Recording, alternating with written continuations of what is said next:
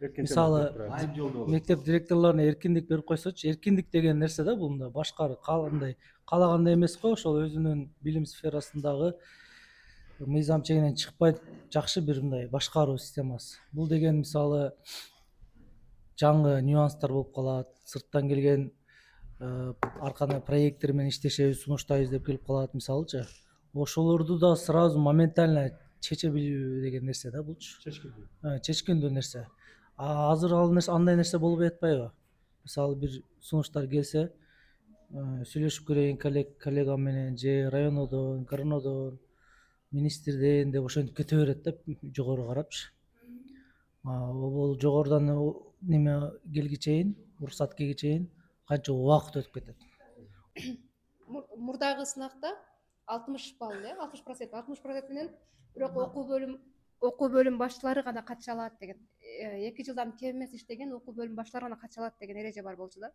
Азыр кийинкисинде андай эреже алынып салынып, ошол мектепте организатор болгондор дагы катыша алат, 2 жылдан кем эмес иштегендер деген талап коюлуп, анан ошол эле учурда неме баллын төмөндөткөн, 50%ке түшүргөн да.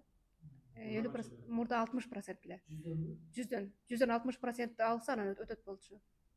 Анан бирок мурдагыларында жанагы сыноо мүнөтүндө өткөндөн кийин 6 ай сыноо мүнөтү жок эле да.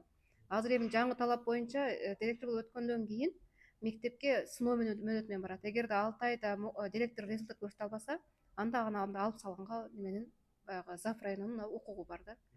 Азыр дагы. Бирок азыр бул жерде бул талаш маселе. Себеби билим берүү мыйзамында, эмгек кодексинде бул баягы неме деген жер бар. Мындай конкурстан утуп келген жеңүүчү ал сыноо мүнөтү менен барбайт. Ал уже жеңүүчү, ал ошол жерде калыш керек деген неме бар да. Ошол талаш бар, ошо 5 жылга калыш керек деген. Ошо мындай бири бирине карама каршылуу жерлер бар да. Ушуну неме кылып атышат, карап атышат. Анан мына азыр агайдын айтканында деле жан бар, бирок деген маселе бар да. Мисалы үчүн биринчи директорлукка конкурс жарыяланганда 7 жылдык стажы бар баардык мугалим катыша алат деген коюп, баардыгы койгон да. Жаңы стажы бар, Россиядан педагогикалык билими бар, 7 жыл стажы бар, декретте отурган, Россиядан келген, кыскасы баардыгы кое берген дагы. Анан ошол убакта баягы 5 жылдыктардын баардыгы алмашсын деген неме чыгып, дээрлик баардыктар алмашканга туура келген да. Алмашканда ошол убакта өтө тажрыйбасы жок, стажы жок.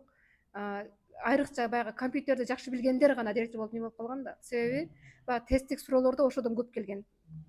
Информатикадан көп немелер келген дагы, компьютерди ким тере алса, ошол жакта ким баса, мисалы үчүн айыл жерлеринде будан мындай неме аксайт да, көпчүлүк аксакал мугалимдер. Аябай педагогикалык билими күчтүү, бирок компьютерди эмесин билбейт. Санарип сабаттуулугу аз да. Ошондо жалаң жаштар өтүп кеткен, мындай өткөн дагы директор болуп туруп. Бирок алар аябай кыйналды. Аябай өтө көп кыйналышты да. Коллективди алып кетиш, анан бизде кыргыздарда бир мындай неме бар экен. Өзүнөн жаш жетекчи келсе, анча кабыл алгысы келбейт экен да, ушуга баш ийип каламбы дегендей кылчу. Бизде ушундай неме пайда болуп калыптыр. Менталитет пайда болуп калыптыр. Мындай аксакал болуш керек, чоң болуш керек, мындай неме болчу. Анан кийин жаш аябай улуураак болуш керек деген сыяктуу жок болуптур да. Эми негизи биз жана эжеке айткан менталитеттен чыгуунун аргасын көрүшүбүз керек да. Сөзсүз аксакал башкарыш керек деген жер. Эми аксакалдын башкарганы жакшы, тажрыйбасы бар. Бирок аксакалды чурката алабызбы? Анан 60 жаштагы аксакал 10 жаштагы баланын психологиясын түшүнө алабы? Ортодо 2 муун бар да. Эми ошол жерде биз мисалы директорду шайлап атканда ортодогу тажрыйба жакшы нерсе. Бирок бир эле тажрыйбага таяна турган болсок, аябай көп аксактыктарга барып калабыз да. Мисалы президентти шайлап атканда тажрыйбасын карайбызбы? Карабайбыз. Депутатты шайлап атканда тажрыйбасына карайбызбы? Карабайбыз.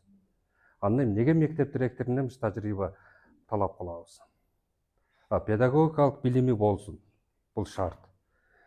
Кайсы бир мекемеде, ошо агартуу айдыңындагы кандайдыр бир мекемеде иштеген стажы болсун. Мындайча айтканда окуучу менен, бала менен, эл менен иштеше алсын. Бирок сөзсүз завуч болсун деген талап бул директорлордун аң сезимини жакшы бир деңгээлде чектеп койчу нерсе. Директорлордун эмес, директор болчулардын. Эмнеге сыртта, мисалы, балким Европада мектепти балким университетте, балким билим чөйрөсүндө бир жерде иштеп келген күчтүү бир кадр бар да. Агартуу айдыңында тажрыйбасы бар, бирок Кыргызстанда жана биз талап кылган тажрыйбасы жок. Аны биз уже директорлукка жарабаган жараксыз кадр статусуна түшүрүп коюп атабыз да. Бул дегендик биз дүйнөнүн тажрыйбасы бизге керек эмес. Бизге өзүбүздөн чыккан эле союздан калган системага көнгөн гана кадрлар иштеп берсин деп туруп аябай чоң бир чектөө коюп атабыз. Экинчи бир маселе бар. Ооба, мектептин ички проблемалары өзүнчө чоң бир аалам да. Бирок ошол ааламды эмнеге жаңылыктар качпайбыз? Эмнеге казан өзү менен өзү кайнап жүрө берсин? Кече эле Өскөнбай агай университеттин Өзбекстан менен иштешүү боюнча тажрыйбасын айтты да. Эмнеге бул нерсе керек? Сырттан маалымат алыш керек. Билим берүү мектеп чөйрөсү деле сырттан ошол нерсени алып, мектеп чөйрөсүнө киргизбесе, анда министр оңойчулук менен реформа жасай албайт. Реформаны ким жасайт? Мындай жалпак тил менен, көчө тил менен айтканда бир жинди жасайт да. Акыл эстүү, мындай стабилдүү акыл эстүү адам реформа жасабайт эч качан. Ал ошол айланып аткан системанын ичинде эң сонун жүрүп берет. Ал реформа жасабайт да. Сырттан келген бирөө ошол системаны өзү түшүнбөгөндүгү үчүн жаңыча ойлоно баштайт. Мону мынтип койсок болбойбу? Мынаны мындай кылып койсок болбойбу? Анан ал жерде 20-30 жылдан бери иштегендер анан каршы пикирин айта баштайт да. Жок, бул мындай. Анан жаңыча пикирлер чыгат. Муну биздин бир жаш министрден көрдүк да. Мектепте бир күн иштеген эмес, бир жаш эле бир жигит министр болуп келди дагы, канчалаган реформалардын башатын баштап койду. Кыска эле бир убакыттын ичинде. Эгер ошол бул мектепте иштеген эмес, бул билим берүү чөйрөсүндө расмий Кыргызстанда стажы жок, тажрыйбасы жокко таяксак, анда ал кишини министрликке жакындатпашыбыз керек болчу. Канчалаган жакшы ушул эле директорлук системасы 5 жылда бир алмашсын деген реформаны киргизип кетти. Башында жакшы жаман бул барып түзөлөт. Балким 3 жолу, балким 5 жолу сынактар болгондон кийин бул өзүнүн жолуга түшүп калат. Бирок ушундай бир жаңыча бир нерселерди жасай турган директорлорду мектеп чөйрөсүнө тартып келүүнүн амалын көрүшүбүз керек да. Коркпошубуз керек. Президентте же болбосо ошондой чоң макамдарды шайлап атканда тажрыйба талап кылбагандан кийин мектептин директоруна дагы анчалык эле көп чектөөлөрдү кое бербешибиз керек да.